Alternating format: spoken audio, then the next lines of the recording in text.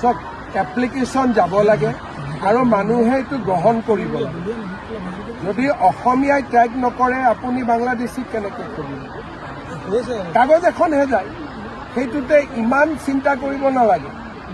যদি কাগজে নাযায় কাৰো ঘৰত, তেতিয়াহ'লে ভোটাৰ তালিকাৰ পৰা মানুহৰ নাম কেনেকৈ বাদ যাব?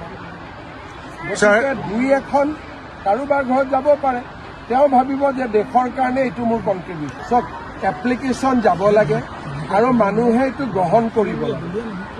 যদি অসমীয়াই ট্ৰেক নকৰে আপুনি বাংলাদেশী কেনেকৈ কৰিব? কাগজ এখনহে যায়, সেইটোতে ইমান চিন্তা কৰিব নালাগে। যদি কাগজে নাযায় কাৰো ঘৰত, তেতিয়াহ'লে ভোটাৰ তালিকাৰ পৰা মানুহৰ নাম কেনেকৈ বাদ যাব? গতিকে দুই এখন কাৰোবাৰ ঘৰত যাব পাৰে, তেওঁ ভাবিব যে দেশৰ কাৰণে এইটো মোৰ কণ্ট্ৰিবিউশ্যন। চব এপ্লিকেশ্যন যাব লাগে আৰু মানুহে এইটো গ্ৰহণ কৰিব লাগে। যদি অসমীয়াই ট্ৰেক নকৰে আপুনি বাংলাদেশী কেনেকৈ কৰিব? কাগজ এখনহে যায়, সেইটোতে ইমান চিন্তা কৰিব নালাগে। যদি কাগজে নাযায় কাৰো ঘৰত, তেতিয়াহ'লে ভোটাৰ তালিকাৰ পৰা মানুহৰ নাম কেনেকৈ বাদ যাব? গতিকে দুই এখন কাৰোবাৰ ঘৰত যাব পাৰে, তেওঁ ভাবিব যে দেশৰ কাৰণে এইটো মোৰ কণ্ট্ৰিবিউশ্যন।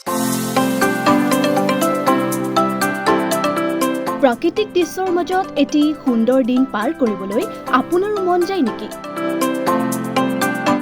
যান্ত্ৰিকতাৰ পৰা আঁতৰি আপুনি এটা শান্ত সমাহিত পৰিৱেশত আনন্দৰ মাজেৰে দিন কটাব বিচাৰে নেকি?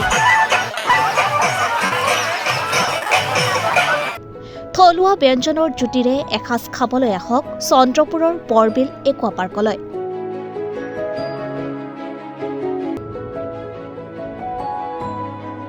সবিশেষ জানিবলৈ যোগাযোগ কৰক 8486265853 আৰু 9854291598 নম্বৰত।